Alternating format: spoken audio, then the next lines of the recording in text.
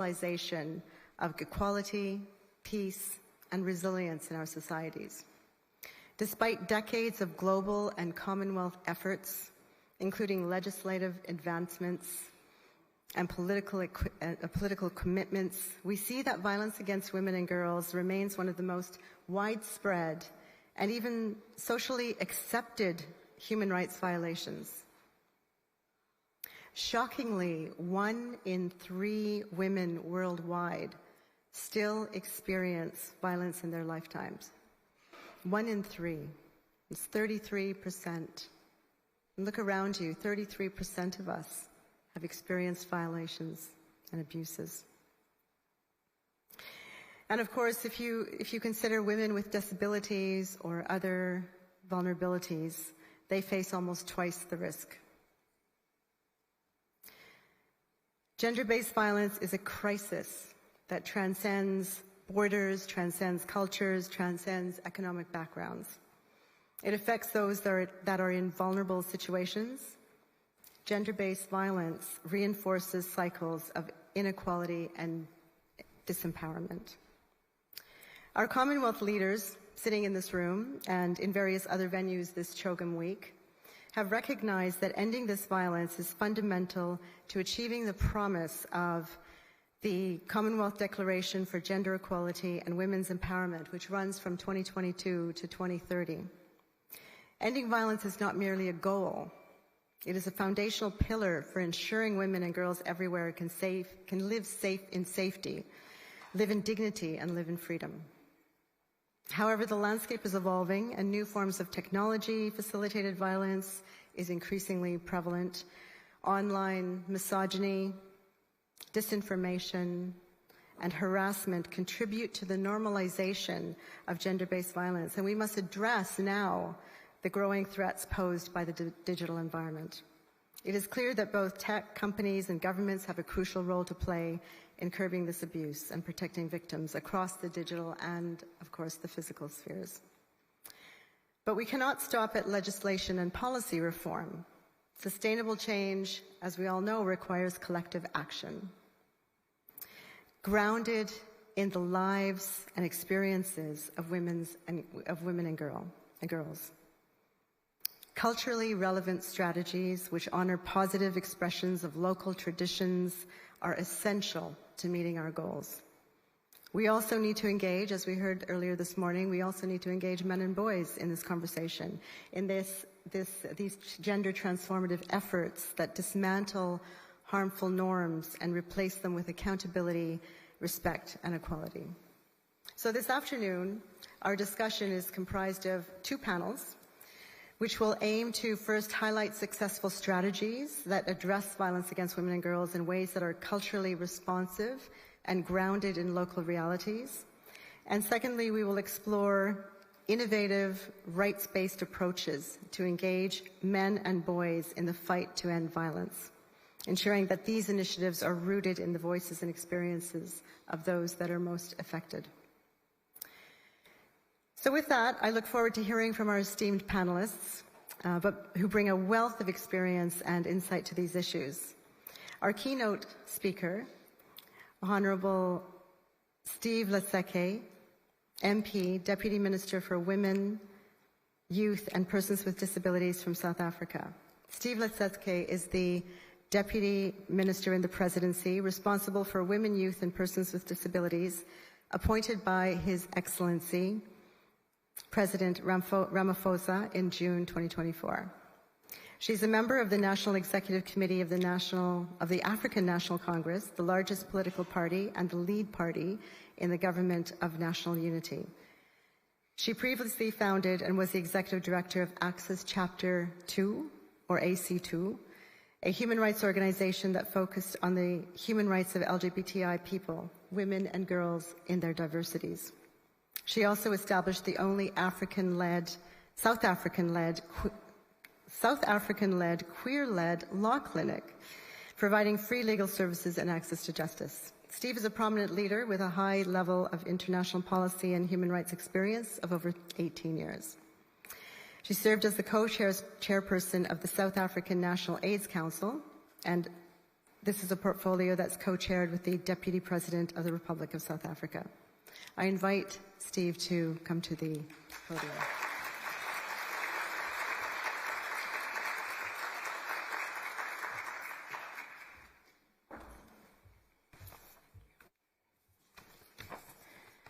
Program moderator, Your Excellencies, Ministers, Deputy Ministers, senior government officials present, UN experts and representatives, diplomatic community, civil society representatives, distinguished delegates from across the Commonwealth. Allow me to express gratitude for being invited to the Commonwealth Women's Forum in this beautiful island of Apia in Samoa on the sidelines of the 2024 Commonwealth Heads of Government meeting. I wish to start by quoting our first democratic president, former head of state Nelson Mandela, who spoke in 1996 during Women's Day, and he said, "As long as women are bound by poverty, and as long as they are looked down upon, human rights will lack substance." I close quote. I'm starting this message and this address by quoting him because it's important for us to reflect in this forum why we are talking about gender-based violence and femicide. And we have to completely look into the root cause. And at the heart of it, it's power.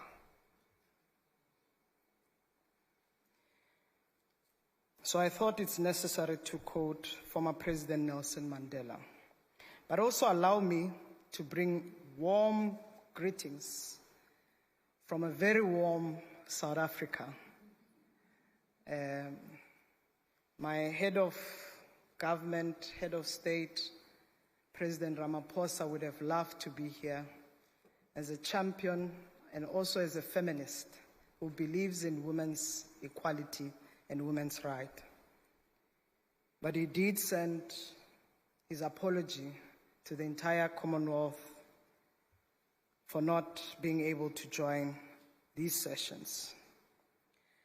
I think it's quite important that we appreciate that this forum provides us with the option in that what it comes to reflect and address incidents of violence against women, girls, and other vulnerable persons, such as persons with disabilities, LGBTI individuals worldwide, and we are having this conversation at a time where these violence are high. In the World Bank report that our moderator adequately quoted, that at least 1 in 3 women have experienced either physical and or sexual intimate partner violence or non-partner sexual violence in their lifetime. The rates of rape, abuse, and femicide in some parts of the world, including my own country, the Republic of South Africa, are atrocious. 1 woman, 1 girl, or vulnerable person who experience gender-based violence and femicide is 1 person too many. The most harrowing aspect of this reality is that these violent acts take place in spaces that are supposed to be safe, in our homes, spaces or places of worship, schools, workplace, in the streets, even in social spaces. And we know research reports and reminds us of the impacts of these atrocities which strain the very fabric of our society, particularly how they are infiltrating the spaces that we call safe. But regardless, they are also influenced by many aspects which are intersectional. Class, race, sex, gender, geographical location, and sexual orientation also plays a card. One may actually say or ask, is humanity at war with its women? But we also know who are the perpetrators of this same violence. But we must also acknowledge that violence against women, even femicide for that matter, is well understood in society. And it's even normalized. We have socialized even our society towards it. Therefore, Chairperson, it would have been a misstep for us to gather under the auspices of the forum that advances the interest of women in our diversities without a session to consider the proactive steps to prevent gender-based violence and femicide while protecting women and girls in their diversities who are survivors, particularly on how we can leverage our shared tradition, institutions, and experience across the Commonwealth to intensify our responses. We must be alive to the reality that in most instances, the underlying conditions that promotes gender-based violence and femicide hide behind the veil of cultural norms, societal values, and cherish the tradition deeply rooted in societies where atrocities are committed. Therefore, our work is the work that requires we fashion a renewed understanding of women and their role in society. English rock drummer Rick Parnell captured this essence of our work in this regard, where he articulated that to realize a world of equality and dignity for all, we will have to change the laws and policies, and we will also have to change the hearts and minds. Close quote. So, distinguished guests and delegates, as we kick-start these discussions, allow me to highlight some of the matters we should consider as we collectively wage a war against gender-based violence. So we cannot take gender-based violence just as a lip response to deal with it. We are ought to wage a war against gender-based violence and femicide because it is a scourge, and we must deal with it in our own countries to see results. So I would request that we consider these matters with a pair of rose-colored glasses. I'm not wearing one, but definitely we have to consider one. First, thinking of intersectionality to our response should be at the center. Our discussions must address the overlapping forms of oppressions that different individuals experience based on their intersecting identities, such as the ones I've located earlier: sex, race, class, disability, sexuality, including geographical location. We have an inherent responsibility to acknowledge that people are affected by gender-based violence. Varying ways depends on identities, and therefore the endeavor to create more inclusive narratives and solutions matters. Gender inequality, patriarchal norms, misogyny, and inequitable power dynamics drive gender-based violence and femicide, while poverty, substance abuse, gun availability exacerbate the problem. These factors contribute to violence. For an example, alcohol abuse and mental health illnesses alone do not cause violence, but interact with poverty and gender norms to increase the likelihood of it. Violence against women and girls and vulnerable groups share the same drivers, co-occurs in households, and has intergenerational effects to it. The second aspect I want to address is that for us to respond to gender-based violence, we need an all-society approach in our response. Addressing it requires that we look at interventions anticipated to yield positive results that needs all members. And we are not only talking about those in government or in private sector, civil society, expanded. The faith leaders, traditional leaders, teachers, health professionals, all members of society, including men and boys in their diversities. Everybody must be involved as we deconstruct, dismantle patriarchy so that we can deal with positioning of women that is often perceived as a weaker position, or frailer, or inferior for that matter, because these are forms of perceptions that exacerbate gender-based violence. The perception that we are weaker, therefore brute forces of violence, or we are kept in line. I know that as a survivor of gender-based violence myself, how many times men have perceived and seek to correct that maybe you are not a real woman, or you need a real man to show you how to be a real woman. Those we need to dismantle. We need to deal with it constantly so that we can place the woman's position that is autonomous, independent, strong, but that is also self-determined, and that there won't be any limitation or untruth about it.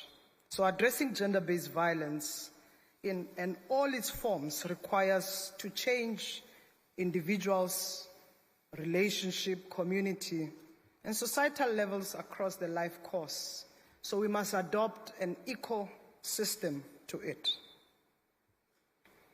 We must strengthen the legal frameworks that we deal with. The first step is a reform to our legal instruments that safeguards the rights and protect women, girls, and other vulnerable groups. The law is women's first point of call when addressing gender-based violence and femicide.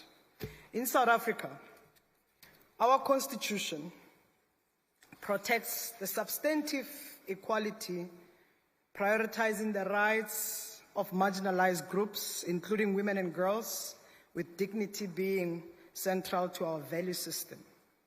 Section 12 of our constitution guarantees the right to freedom and security of persons, protecting people against violence from both public and private sources. Additionally, girls have specific rights to protection from abuse, neglect, maltreatment, and degradation, with their best interests being paramount in any matters affecting them.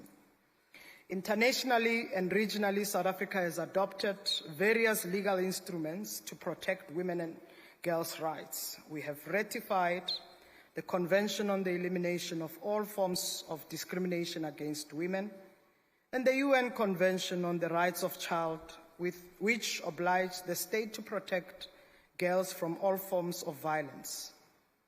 The Maputo Protocol on the Rights of Women includes a strong definition of violence, recognizing the state's duty to combat its drivers.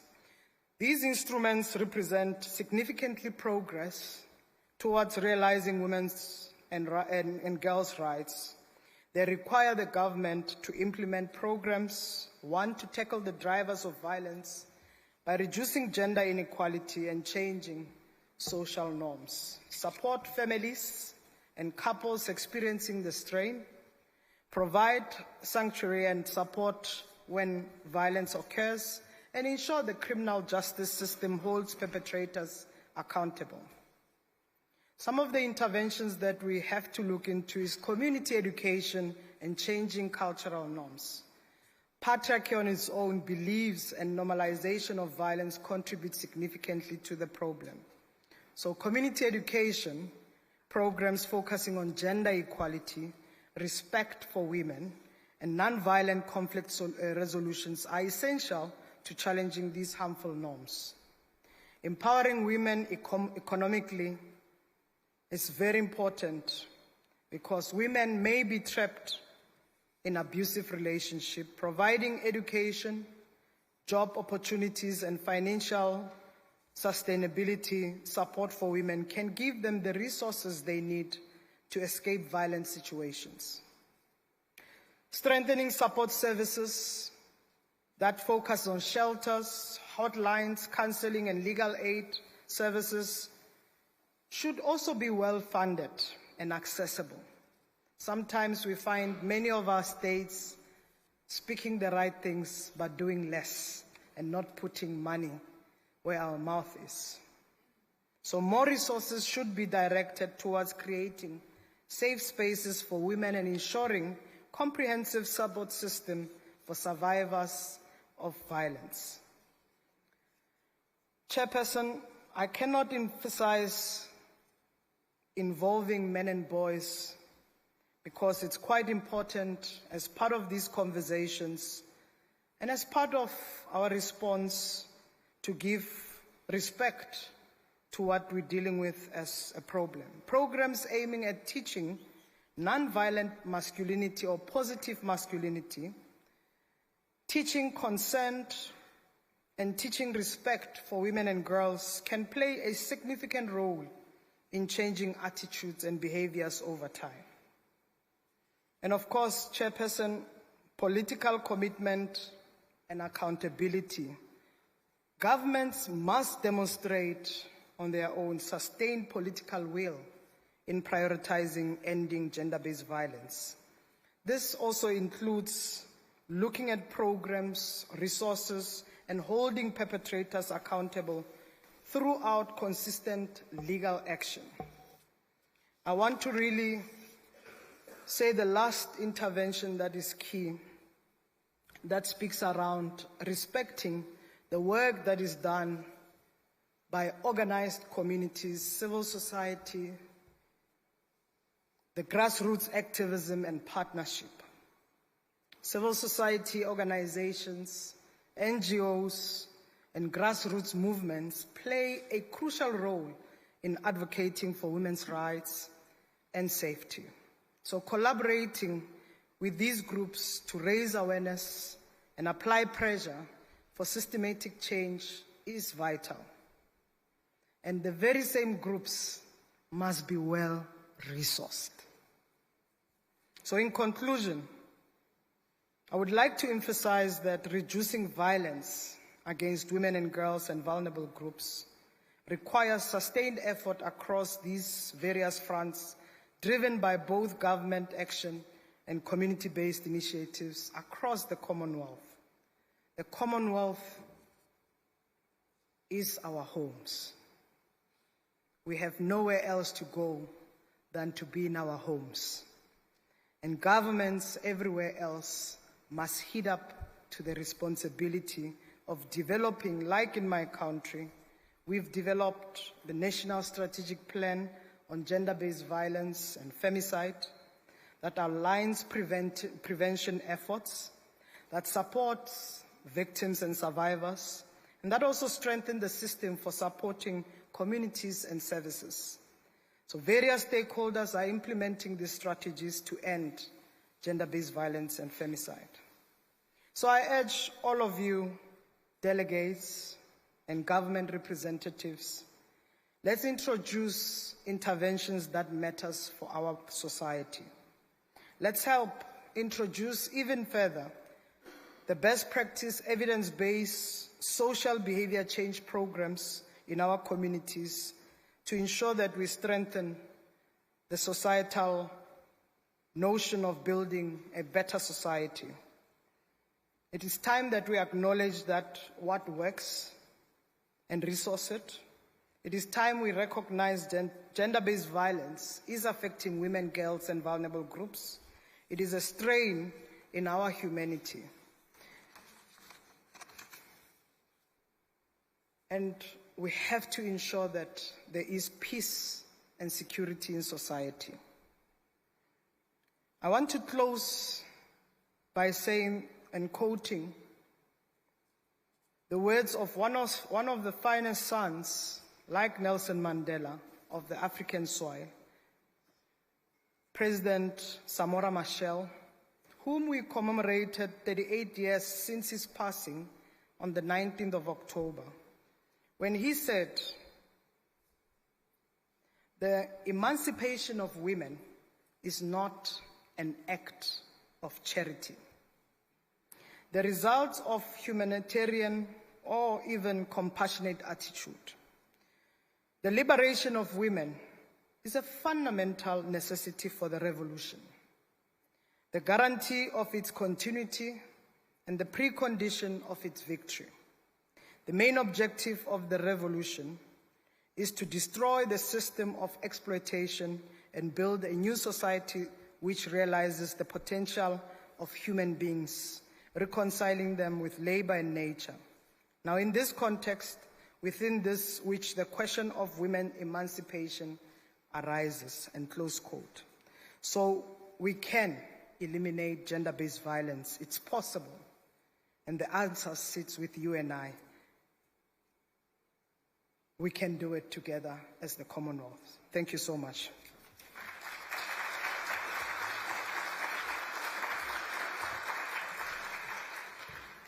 Thank you, Honorable Steve Letseke. Thank you for setting the tone for this session, reminding us that we must focus on action, we must focus on implementation, we must focus on specific interventions, and we must consider issues such as intersectionality, that the double impact of gender-based violence on certain women, and that we must go to the core of gender-based violence to address it in a sustainable way. And finally, the need for not only legal reform, but a need for an all-society response to address patriarchy and other negative perceptions. So thank you very much for your inspiring keynote remarks. So now I would like to begin the first panel, and they will share with us examples of effective laws, policies, programs, and initiatives which are grounded in the local context and which have been successful in addressing gender-based violence. So I would like to call on the first panel to come and join me on the stage. Honorable Miles Laroda from the Bahamas, and Fiona Hukula from Papua New Guinea, Sarah Kamau from Kenya, Lee Ashley Lipscomb from Fiji, and Polepe Swani Solese from Samoa. Please join me.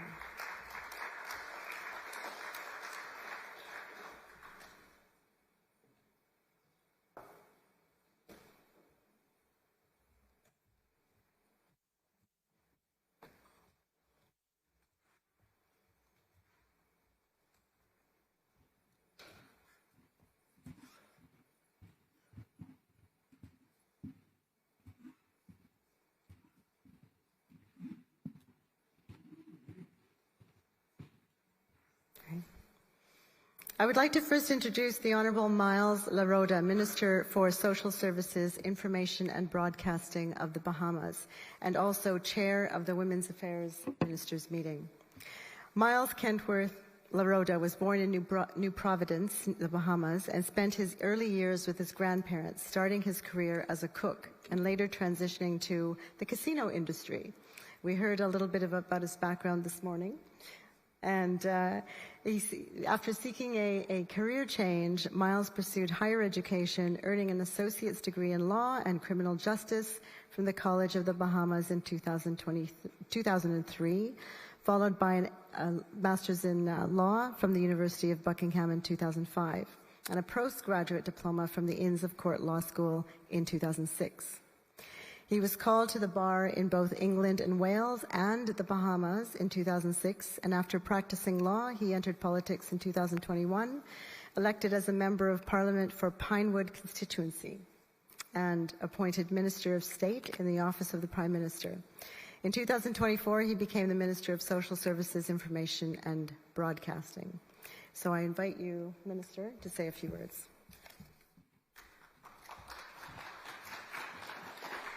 Thank you, Madam Moderator, and I stand on the established protocols again.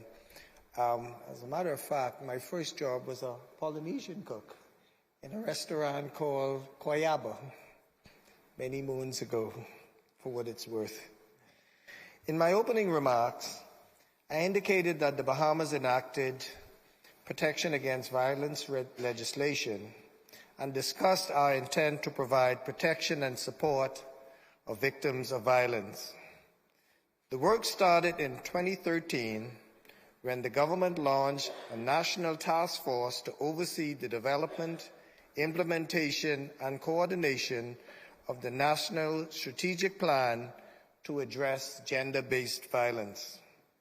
Besides the Act, there are 3 critical recommendations of the government of the Bahamas that has been addressed. 1, establishing a Department of Gender and Family Affairs. The department responsible for gender and family affairs was established in 2016. One of the main focus is gender-based violence prevention and intervention. This includes National Early Intervention Program for children exposed to violence and provision of operating grants to the Bahamas Crisis Center, the country's leading NGO for providing care and support of victims and perpetrators of violence.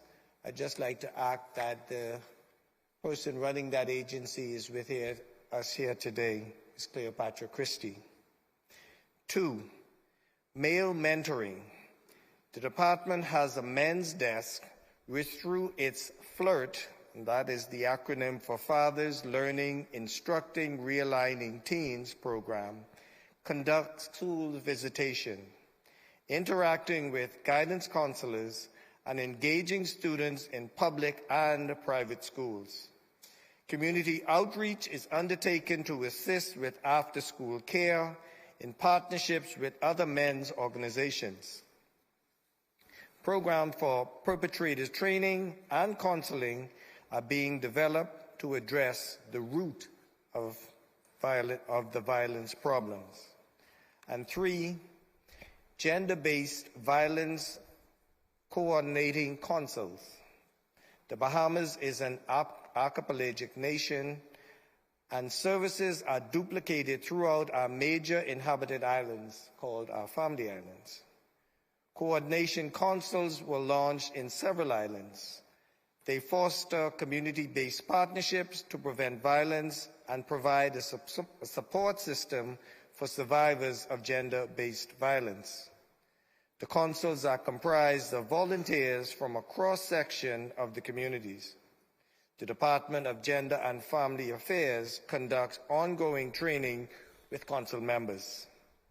The government of the Bahamas, through the work of the Department of Gender and Family Affairs, continue its advocacy and awareness campaign on gender-based violence, domestic violence, women and men's leadership, while building stronger families and advancing gender equality. Thank you.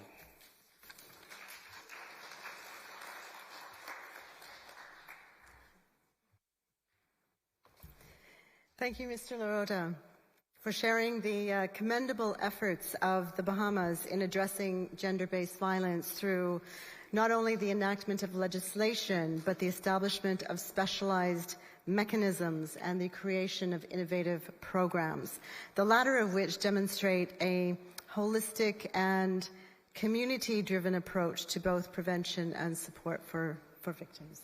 So, thank you. So I take great pleasure now in introducing the rest of the panel. Fiona Hukula, Policy Advisor, Gender Equality from the Pacific Islands Forum, Secretariat in Papua New Guinea. Fiona is the Policy Advisor, Gender Equality, and Fiona's role includes supporting Forum member countries with relevant and timely gender equality advice, providing oversight over the implementation and visibility of the revitalized Pacific Leaders Gender Equality Declaration, and coordinating and collaborating with a wide range of stakeholders on gender equality and social inclusion efforts. Lee Ashley Lipscomb from the United Nations Population Fund in Fiji. Lee Ashley has 20 years of experience in gender and human rights with the United Nations Population Fund. She has worked on humanitarian responses to gender-based violence in South Sudan, Bangladesh, COVID-19 in Myanmar and Afghanistan, and Super Typhoon Odette in the Philippines, as well as the Pakistan floods in 2022. She worked with NGOs and governments in Ukraine, Timor-Leste, and Indonesia. She's been part of the UK team of experts for prevention of sexual violence and conflict and is a Hansard Scholar. She holds a PhD from University of California, Berkeley, and was resident at the East-West Center. Who's next? Sarah. Sarah Kamau is chair of the Commonwealth Disabled People's Forum in Kenya. Sarah Kamau is a woman with physical disability and has a master's degree. She is currently the chair of the Commonwealth Disabled People's Forum and has over 30 years of experience in different capacities within public and private sector in disability rights and inclusion. She serves on various boards, including United Disabled Persons of Kenya, and her participation in the disability movement has enabled many policies and regulations to be disability inclusive. And finally, Palepa Swane Sola Ese, Director of the Samoa Victims Support Group, or SVSG, in Samoa. Palepa was one of the founding volunteers when the Victim Support Group was set up in 2005. She started as a volunteer at the shelter, which is now referred to as the Campus of Hope. As a chartered accountant with the Samoa Institute of Accountants, Palepa has played an active role in monitoring the group's finances in her former role as the Victim Support Group Treasurer with the Executive Committee. So welcome all of you. Let me just sit down.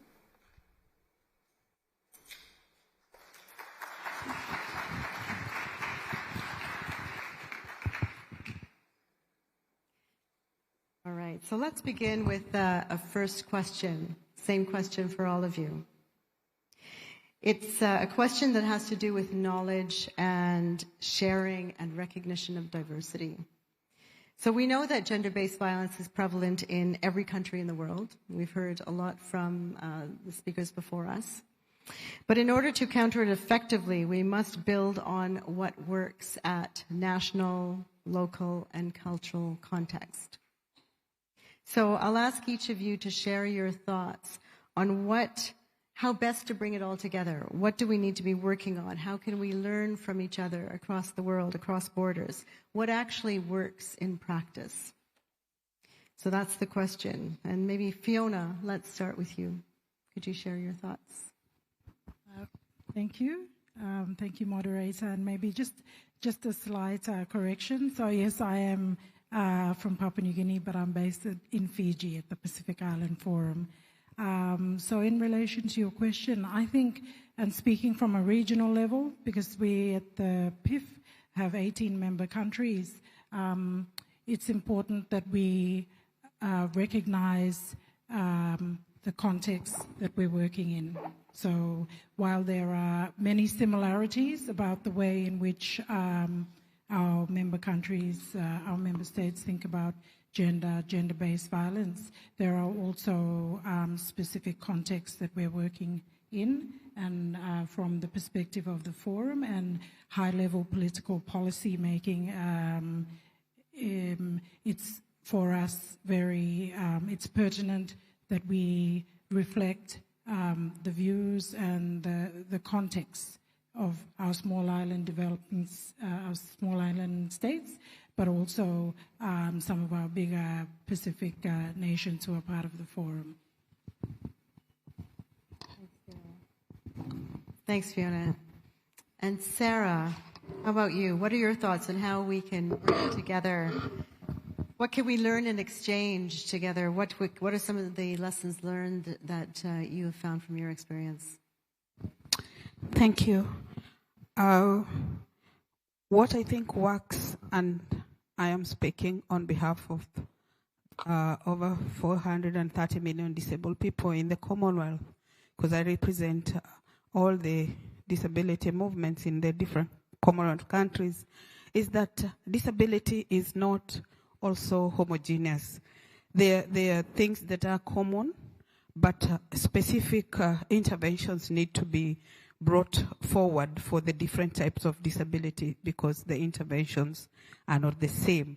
So we must engage from the household level to understand the nature and the aspects of the disability that is prevalent, and then take it up to the community so that persons with disabilities can also be understood from the household to the community level, and that the interventions need to also be tailored to their specific needs. So we need to give them the capacity, the disabled people get the capacity, and even the society also get the capacity to understand the different types of disabilities by maybe having joint webinars, like now we have virtual meetings thanks to the COVID that brought the world together, and we are able to interact at that level, but also at the community level, local meetings, chief meetings, church setups, schools from early stages, learning about the different types of disabilities and the interventions would really help. Thank you. Thanks, Sarah. Really important interventions at the community level. Lee Ashley, what do you have to add to these issues? How best to bring us together? What do we learn from each other?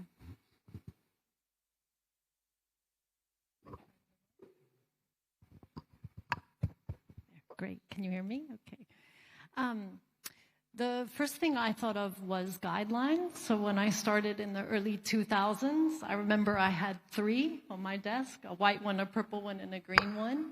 And now it's a rainbow and the bookshelf is full. And that's a result of all of us working together to share knowledge and experiences and really creating an evidence base of what works. But of course, guidelines, even the best ones, are only as good as we implement them. So just an example here from the Pacific. So there are World Health Organization and UNFPA guidelines on how to measure if a health facility is ready to provide services for reproductive health, including for gender-based violence survivors. And here in the Pacific, governments have collaborated. They've adapted that survey and implemented it across almost 600 health facilities.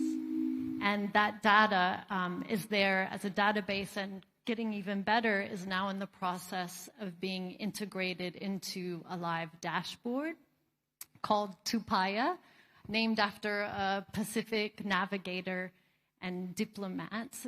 So I think that's an example of you can take this global guideline distilled from global knowledge, but implement it and really, remote areas affected by climate change, and do so in a way that that knowledge can be shared in a really culturally meaningful way. Thank you. Thanks for that. And finally, Palepa, what are your thoughts on this issue, coming from a more local, community-based organization? Thank you for the opportunity. I guess before I go on to answer the question, allow me please just to briefly talk about what Samoa Victim Support is all about. The story of Samoa Victim Support history started from a young person's vision to bridge the gap in the court system, which at the time failed to protect the rights of the victims involved in incest cases. These victims were children and young women, and they needed support, shelter, counseling. Basically, they needed help and love. Samoa Victim Support is now in its 19 years of service, or what we refer to as tautua, to our people. So next year we'll be celebrating our 20th anniversary. And as such, I acknowledge the Commonwealth Women's Forum for the opportunity extended to Samoa Victim Support to speak in this space. Samoa Victim Support vision is caring for children, supporting the victims of crimes, and uplifting the vulnerable. Samoa Victim Support mission is therefore save lives. Now, to answer your question, I would like to share with you what we have been coming up, or the strategies that we kind of apply not only internationally, but bring it down to our local context. First of all, we do context research, whereby we go out to we need to understand the specific cultural, social, and legal framework surrounding GBV in different regions. And from there, we tailor these initiatives to our local context to ensure the relevance and the effectiveness of the same. Second, we have community engagement, whereby we foster strong relationship with local communities by involving them in the planning and implementation process. This can include forming partnership with our local churches, our villages, and our leaders. And we have what we call our Sui Awai, or village representatives. We also have adaptation of materials, whereby we bring the international materials that are available in the GBV forum, and we modify them to suit our own local context, to bring it down to our grassroots level to be easily understood by our own community. And lastly, we have our cultural sensitivity. We are very mindful of the cultural norms and values when we come to implementation the different initiatives. And with that, the strategies that we have respect, and we incorporate this to suit our local traditions, which are more effective and accepted by the community. At Samoa Victim Support, we have been accepted into the local community as a family, because we have approached the community as a family. Our message is clear. We support, we help, we care. We are your family. Thank you. Thank you.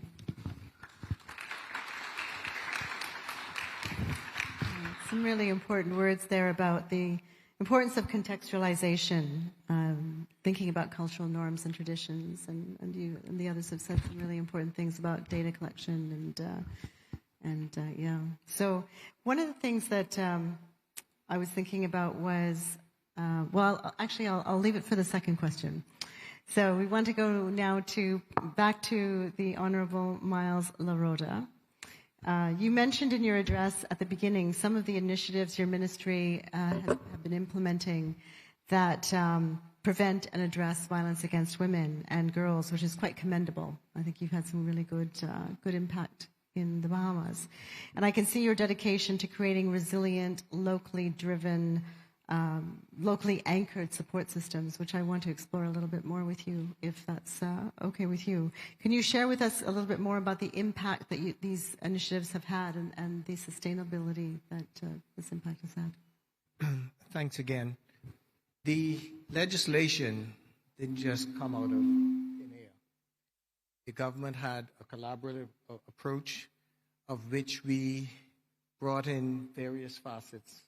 We had the church, we had the crisis center, we had advocates, and at some point it was really contentious or tense in terms of the legislation itself.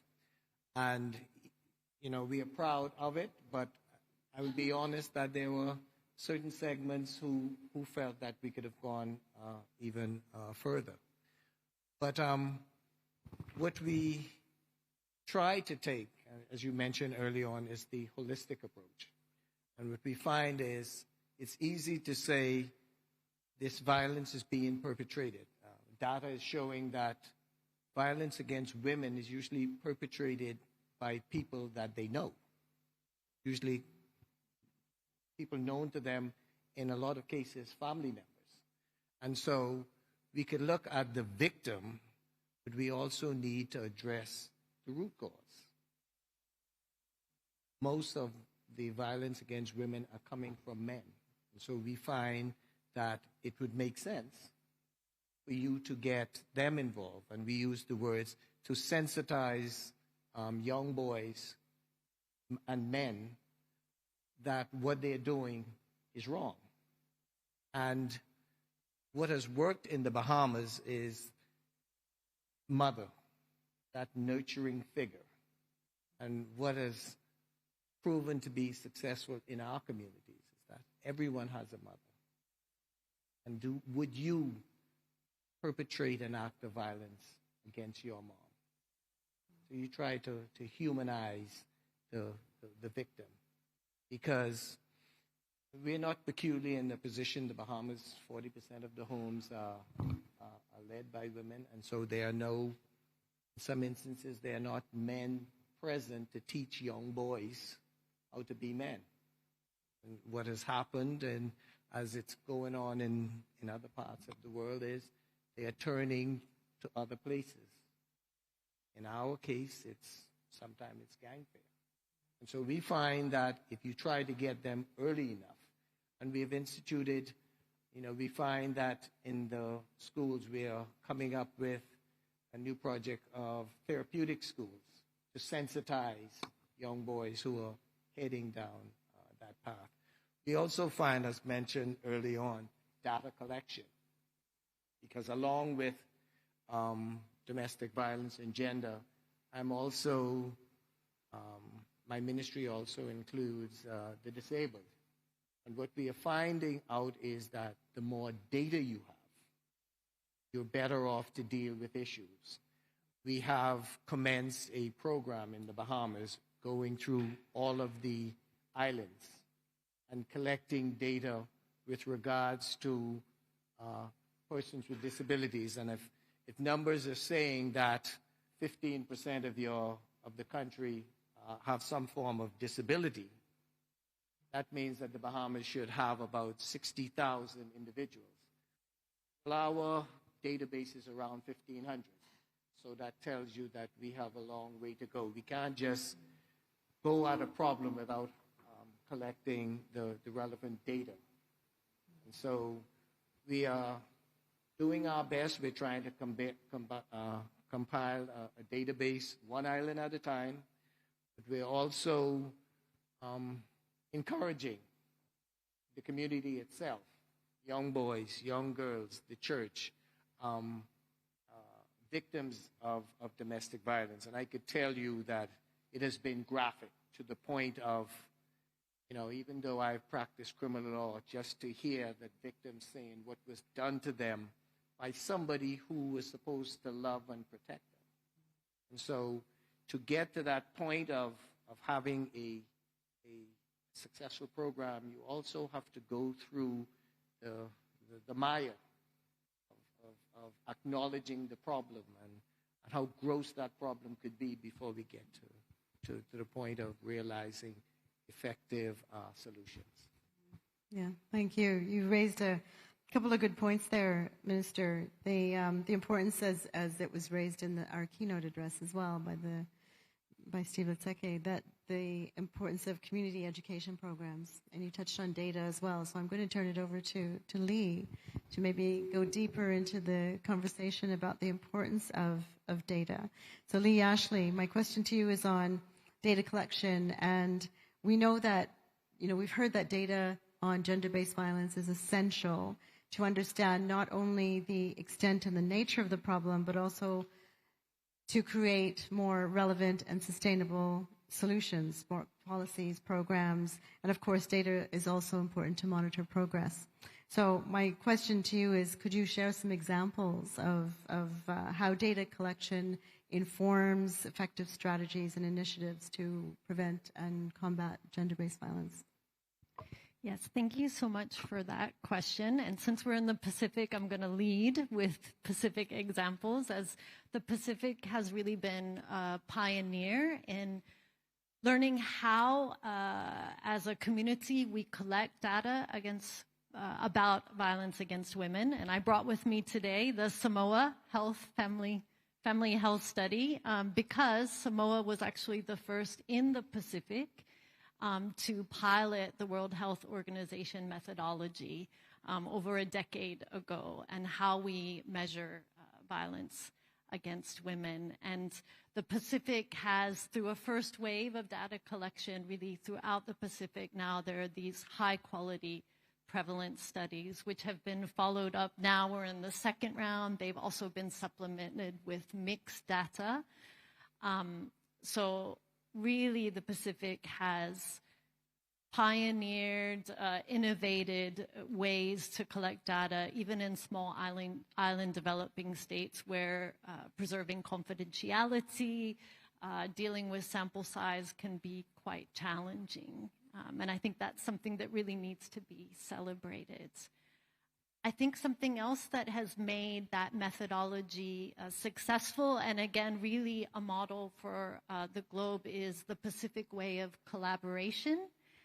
Because these surveys have been done, first of all, the Pacific led the way in women's organizations, being an integral part, even leading these surveys, working with the bureaus of statistics, departments of health, women's affairs. So it's really been everybody on board process.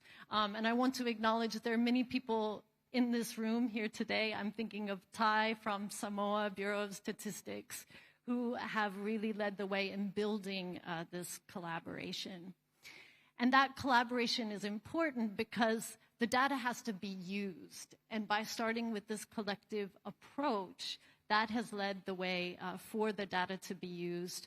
Following that first round of prevalence surveys throughout the Pacific, domestic violence legislation was adopted starting with Vanuatu and now across the Pacific. I want to acknowledge SPC, the Pacific Community and the Domestic Violence Legislation, a working group that they lead in the region, which they've linked to the data component. So that relationship between policy and data has been there really from the start and has been used. But I also want to say that we need to go beyond prevalence data, and we need a diverse data ecosystem. That means more data that is qualitative, census data, civil registration data. We really need to look at violence against women and violence against children, persons with disabilities, as you referenced, SOGIESC populations, and how do we measure technology-facilitated gender-based violence. And again, the Pacific's at the forefront. They're working on all of these areas. Under Spotlight Initiative in Samoa, with other countries, they developed a Pacific GBV administrative data toolkit to look at how to use multi-sectoral data. So that diversity is really important. And I think it's important because we need to shift the conversation from proving that gender-based violence happens. We have enough data. We know it's happening.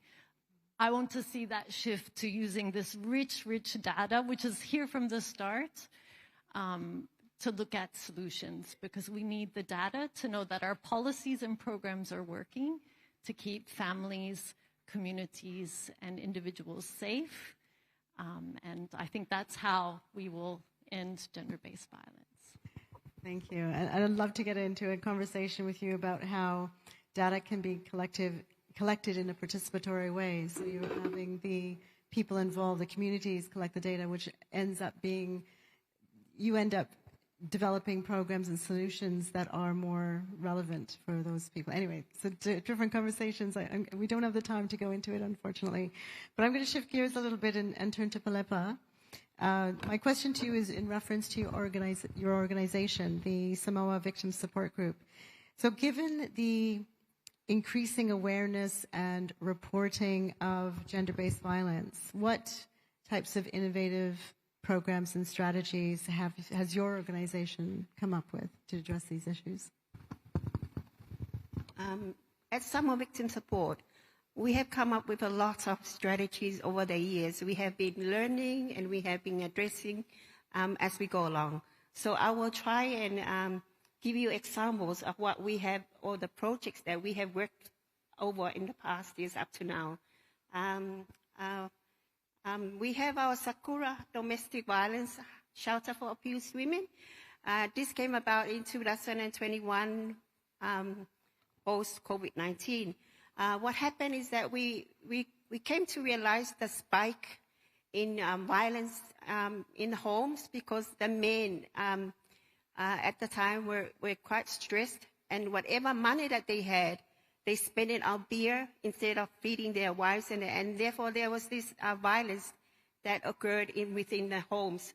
And from there, we came up with this shelter whereby we bring in the women and their children, and we came up with a 14-day policy whereby we keep them, we shelter them. We provide shelter for the women and their children for only 14 days, while our case management team work on sorting out and addressing the problem at home.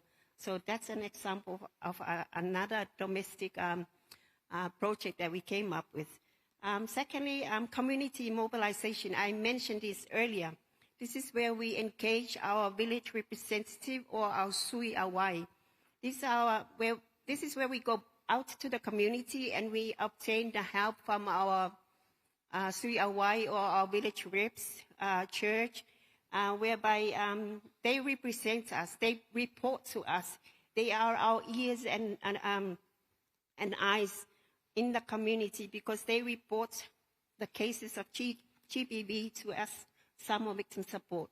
So that's another example of another initiative, and we have been doing that, and it has been a very successful one. Also, we have been also doing the support network, whereby we provide facility shelter for abused women, and also we have empowered our women, and this is a very one of our most successful program, whereby this is called Nofotane Empowerment Program, and we started this in 2016. Nofotane in the Samoan culture is basically translate as stay or leave with your husband. You basically leave when you leave your home and you go and live in your husband's family. You are called a Nofotane, and you are more or less looked down about. You are supposed to be doing all the work for your husband's family. However, we turn it around and we empower our women. We said to them, we provided guidelines. We empower them by teaching them how to be on their own, build their own businesses. And this has been a very successful one for our women of crime, or our Nofotane group. Now they have their own businesses, and we continue to work with them to collaborate and to help in any way that is needed. And we also provide the markets for them, whereby they can sell the goods that they have come up with and continue our collaboration with them. We empower them. Thanks, Philippa. And I'll turn to Sarah, which I have a question on barriers. So what specific, it sort of flows from what Philippa was saying about specific groups. What specific barriers do women and girls with disabilities in particular face in accessing justice and other support to combat gender-based violence? And could you maybe think about or share with us what needs to happen? What kinds of actions and steps can be taken to improve these systems and for better protection, but also, of course, for empowerment? Thank you. We know that women and girls with disabilities are double or triply affected by gender-based violence because of their disability. Most of the time, like we have heard from other speakers, is because this violence comes from even the people who they depend on for their support. Those are their caregivers and their guardians who take care of them. And when we look at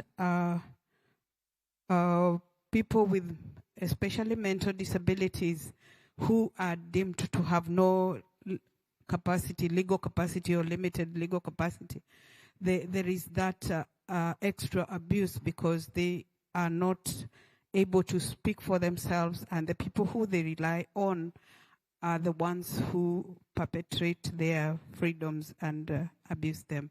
So I think the issues that they face start with attitudinal barriers that the society sometimes have negative attitudes about persons with disabilities that are rooted in cultural or religious beliefs that result in an equal distribution of power, discrimination, prejudice, ignorance, stigma, discrimination and bias, among others. Then there are also issues of institutional barriers where laws, policies, in as much as they are there, the implementation is not really done, or if it is, it doesn't really help at the end of it all. So those legal capacity limitations also make women and girls with disabilities not be able to get justice, equal. They are not equal. They are not considered equal before the law. Although the law says they should be equal before the law, but because of their legal capacity, there are some discriminatory regulations that when they are to either testify in a court of law, they cannot be witnesses because they are deemed that they are, in some laws of, in quotes, unsound mind. And we find many people getting away with abuse because the victims are deemed not to be able to be witnesses or to even talk about what happens to them because of their legal capacity. We also have environmental barriers, which are either physical or digital obstacles that affect opportunities for their inclusion. And this includes maybe distances where they have to go, maybe to report distances, or even accessing the courts systems. Especially in the global south, accessibility to buildings is a very big problem. And you find women and girls with disabilities, due to environmental barriers, are left out. Sometimes even accessibility to digital platforms, because the platforms are not accessible. If they don't have, for example, for low vision, maybe large phones or JAWS speaking computers for those who are legally blind. So they are not able to access a lot of information because of their type of disability. Some other communication is sign language, interpretation maybe in the courts when they go to hospital. And I think some steps that we can take is to just train judges. We build the capacity of the women themselves to fight for their rights for those who can, and even for their caregivers to protect them and to take care of them instead of letting them be victims of abuse, and raising awareness in the community and the household Thanks, Sarah. as well. Thank you. I've been given the red flag that we have to wrap up. So I'm sorry to cut in there, but I just wanted to give the last word to Fiona. Because one of the, we've been talking about how collaboration is very important. We have to work together to come up with solutions. So that's quite an important thing. And so how has the Pacific Islands Forum, the PIF, through its Revitalized Pacific Leaders Gender Equality Declaration, reflect gender-based violence in the local context? And maybe you can give us an example of the regional collaborative efforts that have been happening, but maybe in a couple of minutes, please, so we can... Just a few lines. Thank you. So in the Revitalized Pacific Leaders Gender Equality Declaration, which is our leaders' commitment to gender equality in the region, our leaders recognize the grave concern that gender-based violence is still an issue, a big problem in our region. They commit to accelerating necessary and innovative actions to prevent and eliminate GBV, which take a survivor-centered whole of community and family approach. So really reflecting what we've heard today from Samoa. I think just quickly at the regional level, we have the Pacific Partnership on Ending Violence Against Women and Girls. You can see there's some information on your tables about that. And just to say that one of the key things about this partnership is that it's a partnership between CROP. So the forum as a strategic partner, the implementing partner is SPC, our sister organization. We work with our member countries, the UN Women, CSO, in spaces that we pray, play, and learn. So working in the faith, sport, and education sector, because these are the things that are important to our people, our faith.